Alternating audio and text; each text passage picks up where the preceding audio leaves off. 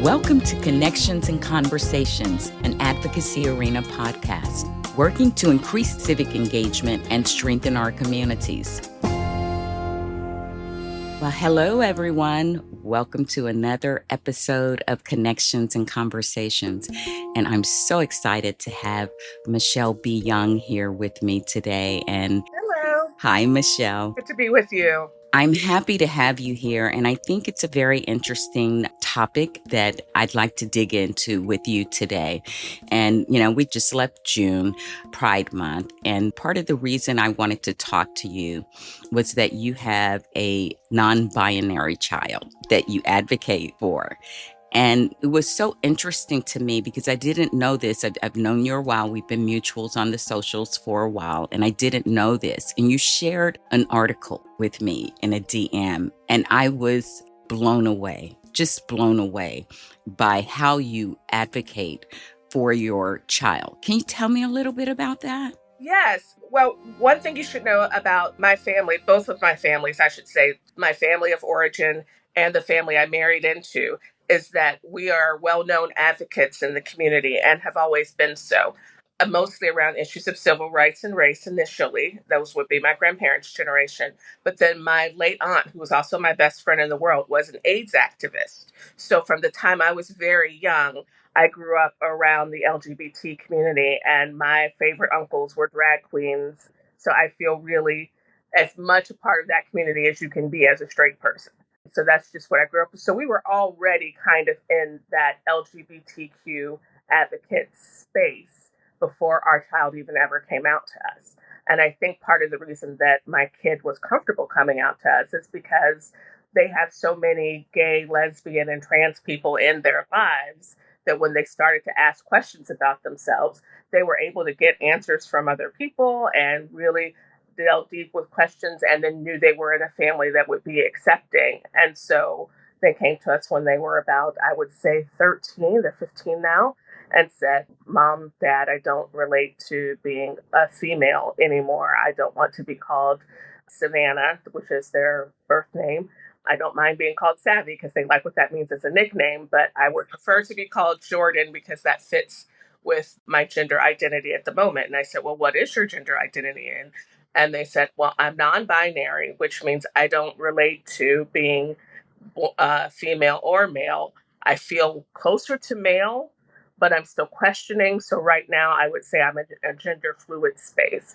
And gender fluid basically means that they have the characteristics of both, and it can go sort of either way. But I think they're waiting for any sort of final thing for that. They're still on a learning curve and figuring that out for themselves.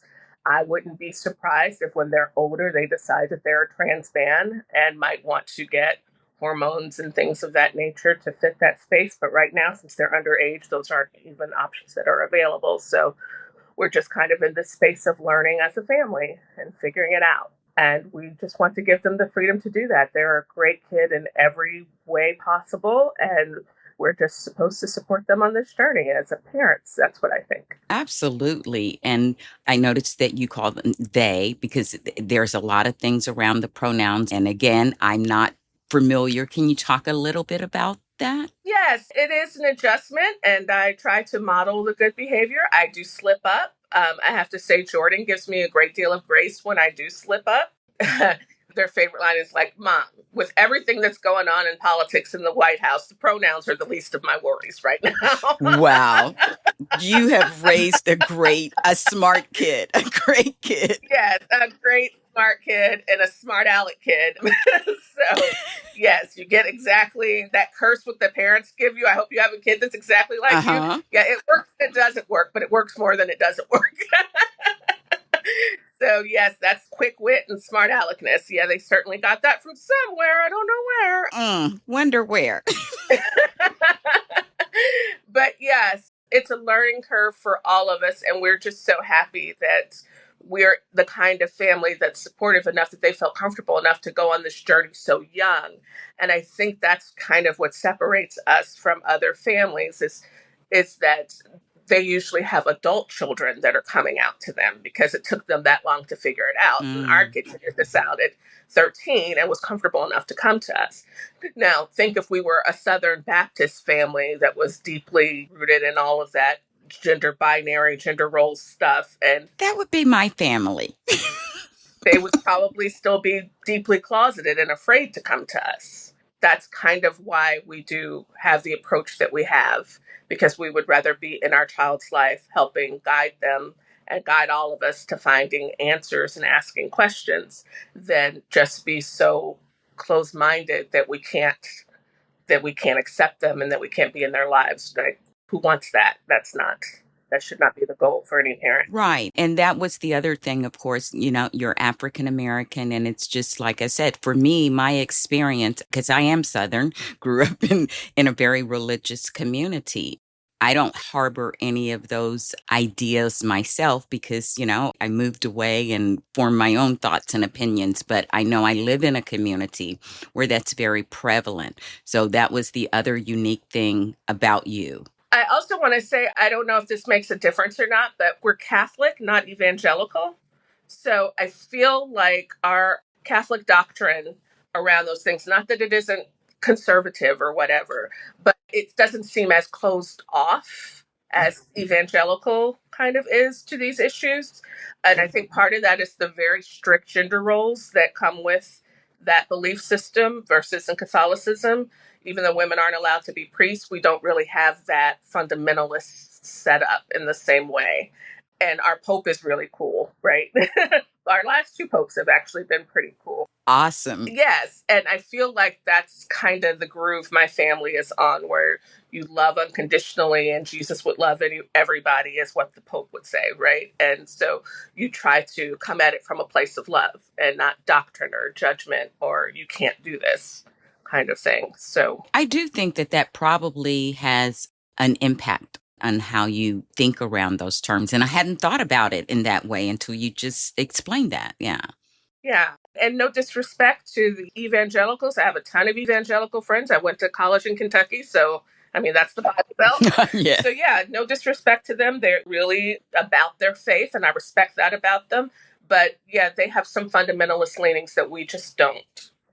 And that, I think, has made this an easier process for our family. Well, what is it like? Because as you said, they are very young, still in school. So, how has the school experience been, and how have you had to help navigate that? Well, this is how nuanced everything can be, because our kid initially was in Catholic school, because my husband and I are both Catholic, but when we were born and raised in Catholic schools our whole life, and our kid was having a freaking miserable experience at the Catholic school. Now, at the time, we didn't know that it was part of because of they were non-binary and they were questioning whether or not they were gay because their first crush was a girl and all of that. And so that still was kind of an issue in the Catholic school. As much as what I just said is true about the not having the fundamentalist leanings, they're still conservative enough that like there was no gay club at the Catholic school, and they weren't allowed to start one. Versus at the public school they're at now, they're a core member of their LGBTQ group, right? And they have friends who are their age in that club, and that's a totally different experience for them. It's very, they have a support system and they have other people that are identified, which they didn't have either of those things in the previous school. They felt really isolated and lonely. And that was a real wake up call for us because, I'll just say it. My husband and I have some elitist tendencies around education, being born and raised in Catholic school and then going to private high schools and then, prestigious colleges. We were kind of anti-public school. I'll just be frank about it. It's okay. And it's not that we don't support public schools or don't think they're a good idea and don't think they're good ones. We know all of that. But, we were kind of ingrained that the private school education was better experience. And it's frankly, through our child, we finally see, no, it wasn't. You can it depends on what your kid needs. And our kid needed validation and support that they weren't getting from their Catholic school experience, and not just around issues of LGBTQ. Our kid is also neurodivergent. And so at the Catholic school where they don't have to accommodate you, it was treated like a discipline problem instead of like a problem that they needed intervention for. And since they've gotten those interventions, they're like second in their class. That is awesome. And I love how you make that comparison because, of course, I grew up in the deep South and couldn't afford private school or anything. And I mean, we were scholarship kids, so yeah, same deal. yeah, but I do think that it is important, as you said, that they are now in an educational environment where they have friends that they can relate to. And I know that they are also involved in the drama community. Yes, they were just Rafiki and the Lion King, and they killed it. I saw that. I saw you share that online, and I love that because I was bitten by the theater bug, but actually, I was an adult and young. It was one of my gay Oh friends in wow. the military that drugged me into the community theater. And so it's a very special place. It's such a special place, and they get so much support and validation, and they're really so good, so talented. And it's a different experience for me because I come from a theater background, and I was one of my majors in undergrad. I was a drama teacher at my old high school for years. And so to see your kid do it, and then my kid is naturally shy like their dad is, and I'm not. I'm an extrovert. So people expect theater from me, but not from this little quiet, bookish kid, right? And then they get on stage and just explode. And they're like, wait, where did that come from? Who is that? That's been really wonderful to see them able to come out of their shell and what they're capable of when they are supported, because it's a completely different story than what their K through 6 years were like, where they were very withdrawn and we were somewhat worried about that. And now they've really come out of their shell. So, I love that. I hope you keep sharing the journey. I think it's an opportunity for us to all learn and grow. yeah. And as we start to kind of wrap up, because I just wanted to have this brief, important conversation with you about this, what would you share with our audience to kind of help them understand more, become advocates or supporters of advocates? I think the biggest issue people have with non binary and trans is that they have to get over the first hurdle of binary thinking, which is that we're all either XX or XY, right? And that there's no in between or anything. So first off, you have to know that just biologically, that's just untrue, right? That there are 5 or 6 variations. I don't know them off the top of my head, but there's a lot in between XX and XY, and about 2% of the world's population as a whole falls into that category. And there are about 8 billion people on the planet, so 2% of that is 150 million. So there are 150 million people on the planet who are not going to fit into your gender binary. So we as a society have to decide how we are going to treat those citizens with the quality and respect that they deserve, the same as everybody else, because this isn't anything they can control. This is something that they're trying to navigate and deal with, just like the rest of us are trying to navigate and deal with whatever we were born with. So, and 150 million people, that's a little bit over half of the population of the United States. So, because there's 300 million people here. So, chances are you're going to meet somebody in your life that's non-binary or trans. And rather than freak out about that or, take a look at the circus freak approach, which is what too many people often do, no, this is a beautiful, wonderful child of God who's a citizen just like you and deserves the same rights and protections that you have. What if it was you? What if it was your sister? What if it was your child? You don't know. That's kind of how we come at it and approach it. It's just from a very rudimentary, okay, what are your hangups? Can we meet you where you are to try to walk you down this path of acceptance? Because that's where we need to be as a society. And I love that. It's like meeting people where they are. And how do when people have issues, what's your response? What's your approach to dealing with that? I mean, I'm sure it's different depending on the circumstances, but in general. In general, I try to meet people with patience and understanding where they are, unless they're hostile, and then I'm in full mama bear mode. Right? Of course. But one of the things we as Black activists always tell our white friends, right, is to use your privilege for good.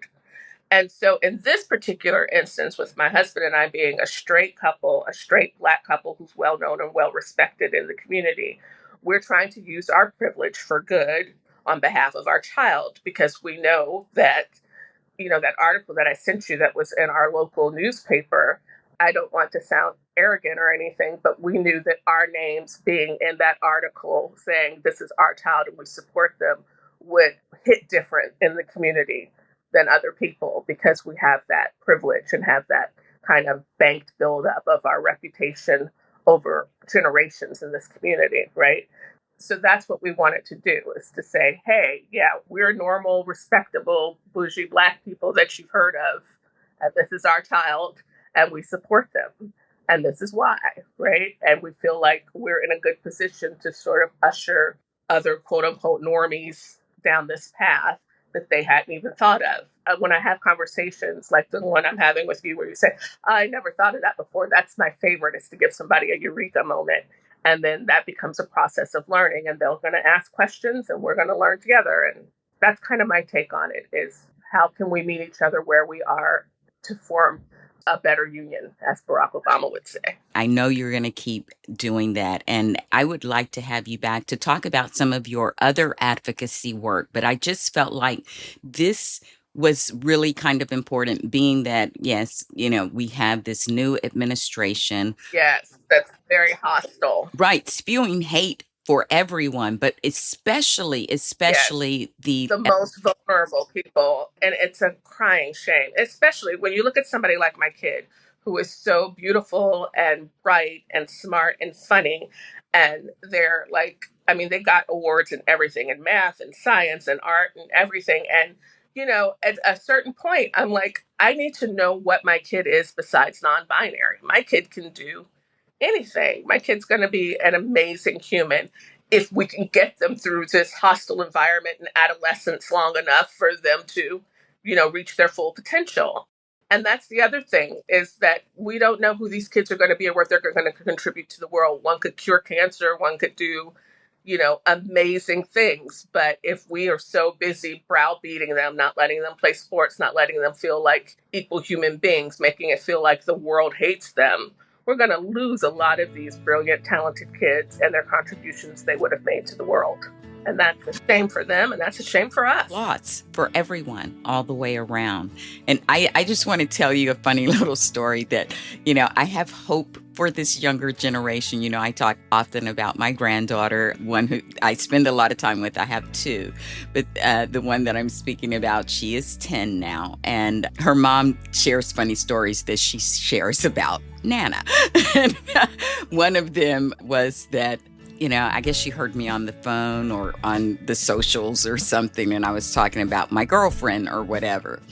And so her, thinking open-minded like they are now, she thought Nana was gay. She was like That's so funny. Oh, I love that. And I was like, she said, so you're going to have to be careful how you use that word girlfriend or whatever. And I said, well, I just think it's interesting. I think it's an opportunity for us to have a conversation so she understands the nuances of girlfriend, because I grew up, that's what we called our girlfriends. Right. Exactly. Oh, that's funny. But yeah, Gen Z, they're so just open to everything in terms of that, and it's really kind of refreshing to talk to those kids, because I'm a Gen Xer, so I grew up still that real binary thinking, black, white, gender roles, gender identity, sexuality, and it just seems to be blown wide open for them. And that's amazing to see, and I can't wait to see what journey that takes us on as humans. Absolutely. Well, thank you again for sharing a little bit of your day with me here. I think I've certainly gotten smarter. I hope the audience does. And like I said, I hope this is not the last time that we have you here and talk about your advocacy, because I'm just in awe of you. I've been a fangirl for a while. Oh, thank you. Thank you. That's so sweet. And, if my kid is open to it, I wouldn't mind you talking to them directly because I really think they could advocate for themselves and answer questions that people have, because they're really very smart and very open, and I would love that. And thank you for suggesting that, because I would never want to push that on, but I think that that would be so awesome. So we're going to work on planning that conversation. All right. That sounds good. That sounds good to me. All right. Well, thank you. Well, thank you. Thank you so much. Thank you for listening to Connections and Conversations. This is one of many wonderful interviews that we bring to you to help connect you to a larger community of advocates and changemakers across the country.